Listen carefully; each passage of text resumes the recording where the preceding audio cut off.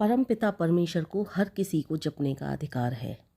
हर कोई उस परमपिता परमेश्वर को जप सकता है, चाहे वो किसी भी जाति धर्म समुदाय से हो। कोई सोचता है कि नहीं नहीं, ये व्यक्ति परमपिता परमेश्वर को नहीं जप सकता, तो वो उस सामने वाले व्यक्ति का अहित नहीं कर रहा, वो अपना ही अहित कर रहा है। हो सकता है कल को तू भी उसी जाति धर्म या समुदाय में पैदा हो जाए, फिर तुझे भी लोग रोकें कि नहीं, तू परमपिता परमेश्वर को नहीं भज सकता, नहीं जप सकता। देखिए, इसी संदर्भ में एक कहानी सुनाती हूँ आपको। एक शिकारी था।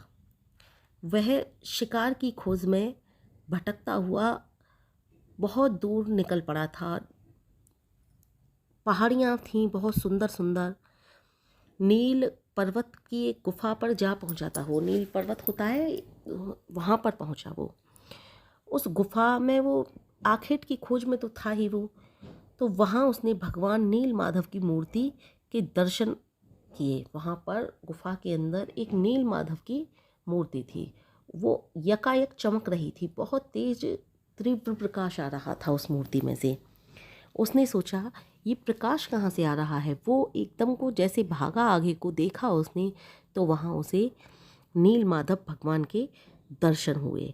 उनके दर्शन को पाते ही उसके हृदय की भावना जो थी वो बदल गई।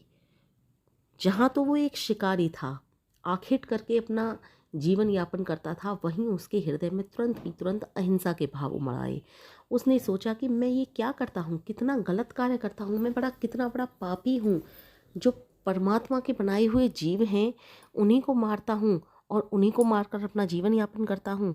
इस तरह से उसकी हृदय की भावना का जो स्रोत था वो उमड़ रहा था। वह हिंसा छोड़कर भगवान नील की रात दिन पूजा करने लगा। वह भगवान नीलमणि का वहाँ पर बहुत हृदय से तपस्या करता, उनकी पूजा करता और उन्हीं के ध्यान में जप में लीन रहने लगा। उन्हीं दिनों मालवराज इंद्रप्रद्युम्न एक राजा थे वहीं के। वो जहाँ पर अपरिचित स्थान होते थे वहाँ पर जा जाकर मंदिर बनवाते थे और उन्होंने मंदिर की खोज करने के लिए अपने मंत्री विद्यापति को भेजा था कि जाकर ऐसी जगह खोज करके आइए जहाँ पर तुरंत की तुरंत मूर्तियाँ प्रकट हुई हों, मैं वहाँ पर मंदिर बनवाऊँगा।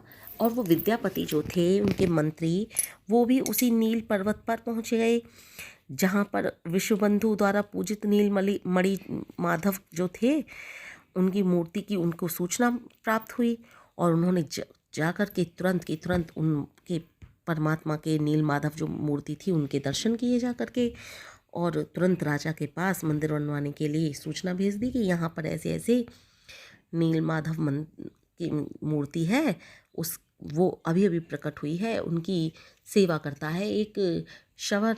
तो विद्यापति राजा को जब इस बात की पता चली तो वो तुरंत की तुरंत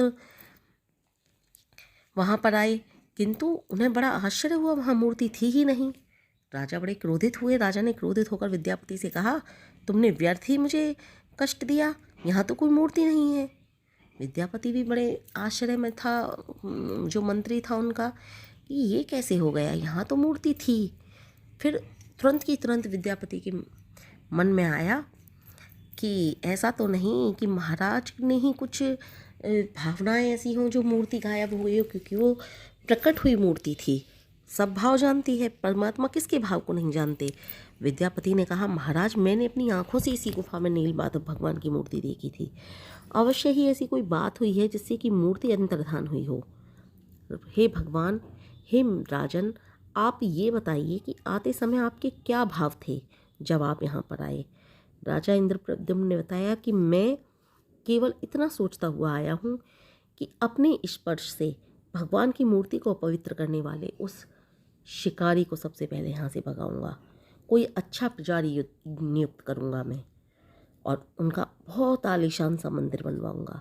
विद्यापति ने बड़ी विनम्रता से कहा, बस राजन, आपकी इसी भेदभावना के कारण वो मूर्ति गायब हुई है। तुरंत की तुरंत राजा को आभास हुआ कि हाँ, सही कह रहे हो। विद्यापति जो मंत्री थे उन्होंने समझाया, हे राजन, वो शवर पहले था, वो शिकारी पहले था, लेकिन वो उस भावना को छोड़ चुका है।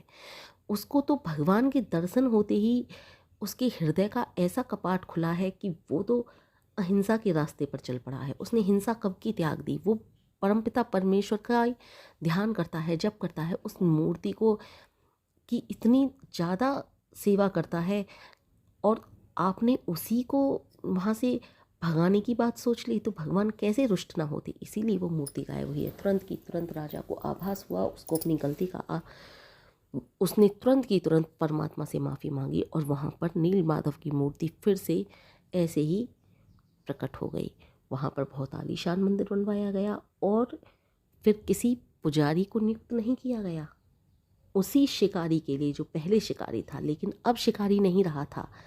अब वो सिर्फ परमपिता परमेश्वर का सच्चा भक्त बन चुका था, और कहने को कहें तो बहुत बड़ा पुजारी बन चुका था। उसी के लिए उस मंदिर में रखा गया। तो आपने देखा, एक पुजारी को नियुक्त करने की बात सोचते ही, यानी कि मैं राजा ने सोचा था मैं इस शिकारी को यहाँ से भगा दूंगा, लेकिन परमपिता परमेश्वर कभी भेदभाव नहीं करते। उन्होंने सोचा कि ये किसी और को नियुक्त करने की बात सोच रहा है, चलो ठीक है, उसने कोई पाप किया अनजाने में, लेकिन अब तो वो सुधार कर रहा है, अब तो वो पश्चाताप कर रहा है, अब तो वे मेरा नाम जप करता है, कीर्तन करता है, मेरी सेवा कर रहा है, और ये इसी को भगाने की बात कर रहा है। राजा तुरंत भगवान रुष्ट हो गए थे। इसीलिए कभी ये नहीं मन में लाओ कि परमपिता परमेश्वर पर सिर्फ हमारा अधिकार है, किसी और का अधिकार नहीं। भगवान सबके हैं। हर कोई जाति धर्म समुदाय किसी से भी हो, सबको परमपिता परमेश्वर का जपने का अधिकार है। बहुत से लोग कहते हैं वेद मंत्रों का उच्चारण, इनको वेद पाठ जो है, जो नीच जात वाले होते हैं उनको नहीं करना चाहिए। अरे भाई, नीच जात वाले कौन होते हैं? कौन होते हैं नीच जात वाले? हमारे यहाँ कभी जाति समुदाय इस तरह से नहीं बटा हुआ था।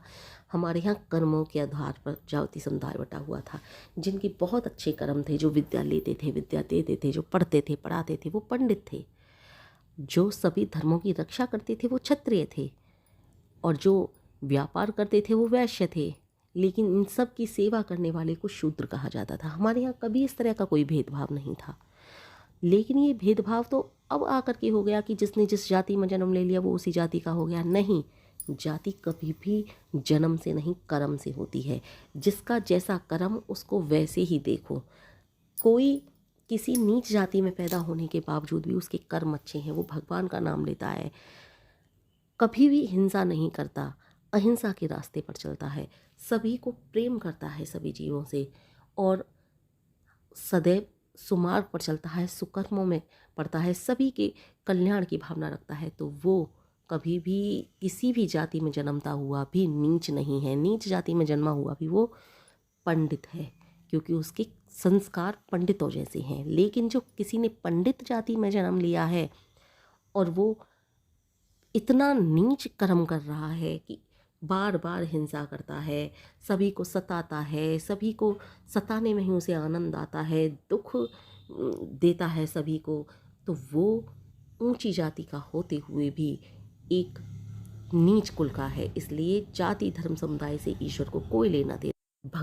भगवान सिर्फ और सिर्फ उनसे प्रसन्न होते हैं जो अच्छे कर्म करते हैं, सुमार्ग पर चलते हैं, सुकर्म में पढ़ते हैं। और कोई भी ऐसा व्यक्ति परमपिता परमेश्वर की भक्ति का अधिकारी है जो भगवान के बताए मार्ग पर चल रहा है, और ऐसे व्यक्ति के लिए कोई भी रोक नहीं सकता, और ना ही दूसरा सामने वाला व्यक्ति उनको रोकने का अधिकारी है कि तू परमेश्वर